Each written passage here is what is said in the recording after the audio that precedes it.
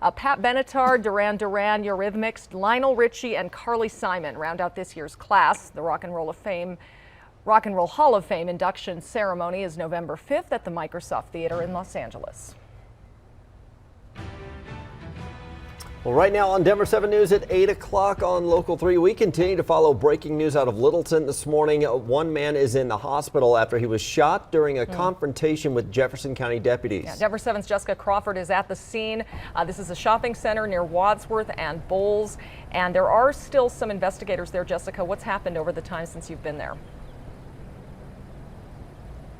So if you just take a look right now behind me, you can see that the scene is pretty cleared out for now. We did see the Jefferson County Sheriff's deputies leaving about 30 minutes ago, and they did take down the crime scene tape as well. We're told this all started unfolding way early this morning when the Jefferson County Sheriff's Office got a call from a man saying that he had been followed. Here's a look at the scene from earlier this morning. Jefferson County Sheriff's deputies tell us again this all took place around midnight. They received a phone call from a man claiming that he was being followed to this location.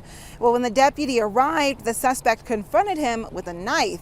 Deputies say that the suspect was behaving very violently. A confrontation then took place and the deputy shot the suspect. That suspect was taken to a hospital and his condition is unknown at this time. We did see some clothing and evidence markers on the scene, but of course, as the scene has been cleared out, officers have been picking them up. Officers are saying that they are so glad that the deputy was not injured. This is certainly one of the many scenarios that our deputies train for. But nobody wants to use deadly force ever.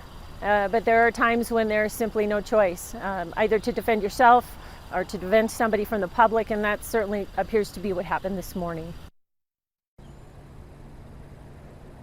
And again, this scene appears to be cleared out for now. So for those of you trying to make your way into this shopping center, you are able to come here. We have seen people going in and out of the gym behind us. We will keep you updated as we continue to learn more about this suspect. Live in Littleton, I'm Jessica Crawford, Denver 7.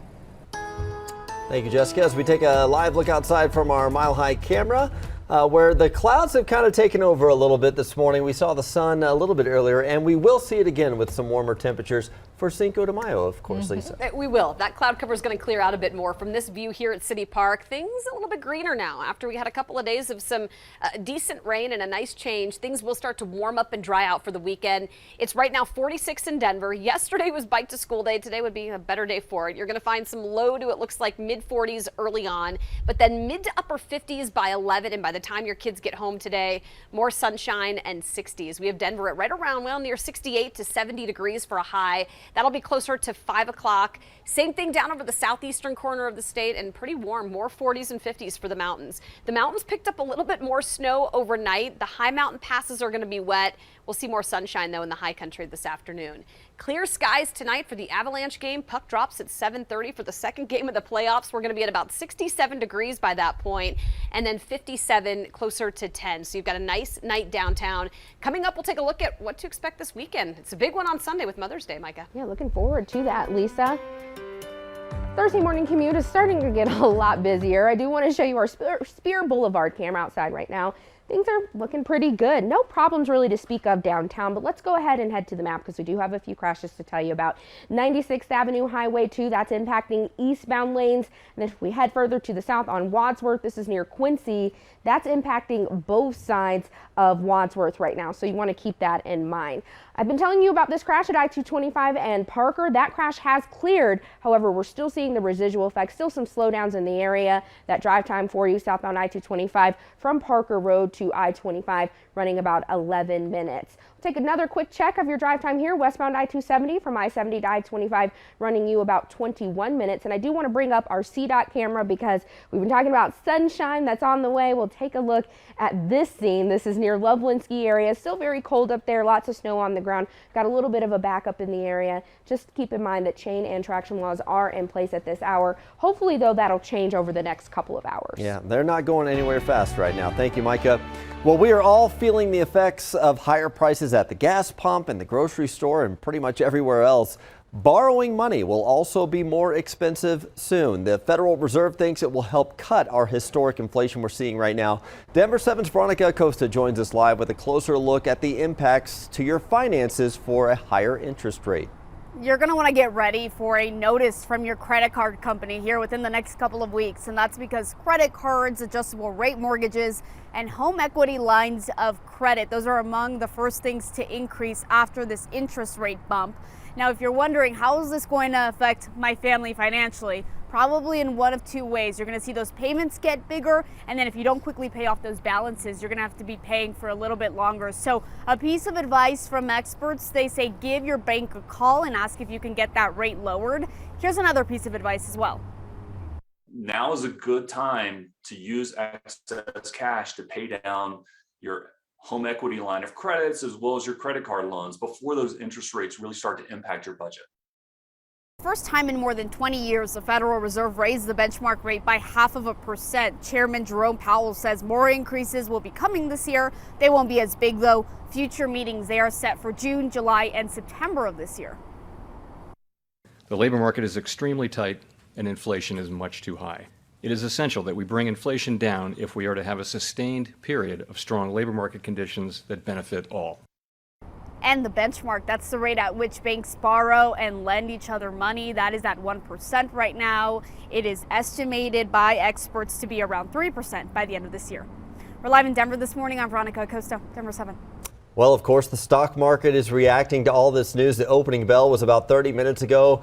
And look at the nosedive that the Dow Jones took to open, down more than 500 points, more than 1.5% so far today.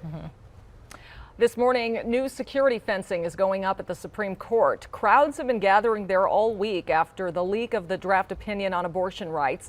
Late last night, Justice Samuel Alito, who wrote the opinion, canceled a judicial conference. A Supreme Court spokesperson did not say why, though. President Biden, meanwhile, called the draft opinion radical and warned of a wider impact on other rights. What happens if you have a state changes the law saying that children who are LGBTQ can't be in classrooms with other children? Is that legit under the way that the decision is written? The president also called out supporters of former President Trump, calling them the most extreme political organization that has existed in recent American history. Members of a Boulder church are cleaning up for a second time now after people vandalized and spray painted pro-choice messages. The sheriff's office says the graffiti on the Sacred Heart of Mary Church is similar to what investigators saw back in September of last year, but they have not made any arrests. One parishioner says he is disappointed but not surprised. We think this is related to an annual pro-life memorial we have on our front lawn every October for Respect Life Month. We put out 3,000 crosses signifying how many abortions there are in the United States every single day. The first time this type of an attack occurred at our parish happened the first few days of October last year. So this is a repeat. Investigators say they are still looking at all evidence, including surveillance video. The Denver Public School Board will meet tonight, a day after laying off dozens of employees in the district's central office. 76 positions are being cut. It's not clear right now what specific roles have been eliminated, but we do know the central support team includes technology, English language acquisition, culturally responsive education, and human resources. DPS says the cuts will save $9 million in its general fund. The district is looking for ways to cut the budget as enrollment continues to fall. Enrollment in DPS is expected to decline by 6% by 2025. And just a little bit of a closer look at the enrollment numbers in the past couple of years. According to the state, more than 88,000 students were enrolled in DPS schools this school year. That's down from 89,000 last school year and down from 92,000 in the 2019-20 school year. Fewer students means less funding for schools from the state and federal government. Well, we have a look at CU Boulder this morning. Is this live? This is live. I love it. They're putting on a great show out at Folsom Field today for the class of 2022. We have parents back, students, family, friends, all there back to celebrate. Today's ceremony is the first big one at Folsom Field in 3 years after those pandemic disruptions. And this morning's ceremony will honor graduates from both last fall and this spring. They're expecting 25,000 people to attend. A few of them finding out they're on camera now. And you're on TV too. If you're going to graduation or traveling in that area today, be prepared for some heavy traffic. Oh my gosh, I would be so mad if my dad wore that on his head. How cute. He's a proud papa. He is. That is so cute.